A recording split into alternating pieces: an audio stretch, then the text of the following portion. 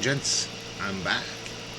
Actually, just been busy. I actually did a review just yesterday regarding the body cam that I have here. I actually got it during the week. It's not so bad. It's not so bad. It does a great recording. It's used mainly by people who are in security or police or official officers and all that. But you can actually use it for some other things that are outside, like conferences and all that. So I actually bought it just for the fun of it because tend to do some vlogging myself outside, and I bought it strictly for that. So if I'm at a local, let's say, uh, where they're showing model trains, model planes, RC cars, things like that, I'm definitely going to bring this here with me to have it on me or use it, as a freestanding camera on my hand. That's what I really actually bought it for, instead of having a regular camera or a pocket camera in my shirt pocket or using my cell phone. Because I don't like transferring from here. It's a pain in the badutski. With the micro SD card in that, at least I can pull it out. I have an SD card reader. Plug it into there, pull it out, edit it with my favorite OpenShot, which is my video editor itself, and put it together. So during the week, everything was kind of okay, except for Friday. Friday went to pot. Mainly because a couple of my other colleagues from the U.S. counterpart decided to take all their lunch at the same time and left only two people taking calls, and I happened to be one of those two taking the calls and the other one as well. I had spoken with somebody regarding this because this has to change. It was just getting to me. It happened now. This has happened multiple times. So I kindly let them know. It's like, look, here's the stats. Take a look. It has to change. So, and I didn't want to sound like I'm a pain in the badutski in regards to this, but he kind of agreed regarding it. So he's going to make a small schedule for the U.S. side, for our counterparts here. So the Canadian side is not so bad. When we are called to arms, we all get on it no matter what. So it's not that side. That part of it is not too bad, but it's the complaining part where things fall apart and people just don't understand as to why things happen like that, and they all think it's like, oh, it's 1 in a million fluke. It happened again. Guess what? It's not a fluke. Something's happening intentionally. So at this point, I wash my hands. Work-wise, dealing with the clients, never a problem. I like dealing with them. They know I'm always a professional and also a good little jokester when it comes to the right time. And I know with certain people that, I can, to be fun with them. So that makes it more interesting for them, so they don't feel so, out of sorts and all this. And let them know what the problem is, so that way they have an idea of what's going down. Because I noticed with some of the feedback with the people I speak with on the branch side, that most of the reps don't tell them what's broken or what's wrong with it. So I'd rather let them know regarding it, because that way it makes it a lot easier for them to understand what's broken, what's going to happen, what are we going to do to repair it. So it's like going to it's like taking your car to a mechanic and saying, okay, it's broken, but you don't tell them what's broken on it or what's happened that it got broken.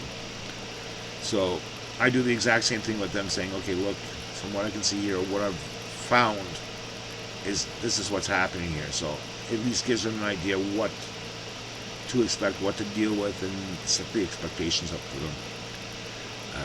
That way, at least they're in the know of what's happening. And I feel that some of the training, when they bring new reps in, is kind of lost regarding that, because they don't tell anybody regarding that. It's like, in cases like this, it's better off to let them know what's happening. If they already know what's happening, that's a different story. I back right off it. It's like, thank the Lord you know what you're doing. And I have had that happen to me a couple of times where they say, I think if the card reader is broken or this or that or that, And I said, let's take a look. And it's like, yeah, you're right. It's like, you got it spot right on. And I make a funny joke out of it too. It's like, okay, let's get our local fixer upper to come and repair that. But, so long as they can see we can get the job done for them, they're happy. Other than that, I can't wait for my other week of vacation coming up, which is going to be at the end of December, between Christmas and New Year's. It's that time of year, and of course we just got our new tempo in. Problem is we have to get it assembled, so I spent a better part of Saturday, not better part of Saturday, I should say. It took about under 40 minutes to get the old air conditioner out upstairs, and also taking the framework that goes with it, because we mounted onto our bay window, so we had some braces and all that for it to sit on properly on the foundation there, like on the wall, and I had to take that off and put it away. So I had one of my mentees come and help me out regarding it. So we did that. Took us under 30 minutes, and it was easy peasy lemon squeezy. The next project is actually getting the carport assembled and put up. If you don't know what a carport is, it's what we have in Canada here. We call it, the generic word is called Tempo, because it's from originally the company called Tempo made this. It's basically a carport for the winter time, because up here in Canada, you're allowed to have a carport which protects your car from snow coming onto it, and it makes it a little bit easier. So during the winter time, when you have to leave, that you don't have to worry about clearing the snow on top of your car and getting yourself boxed in with so much snow underneath the car that you have a hard time getting out. With this here, it leaves you some space around the car to get the car out.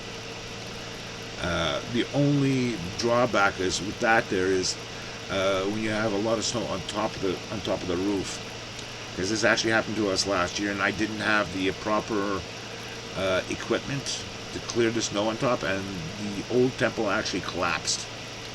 So I actually did find this year a special shovel for the Tempo itself, the carport, so that way I'll be able to clean the top part without any problems.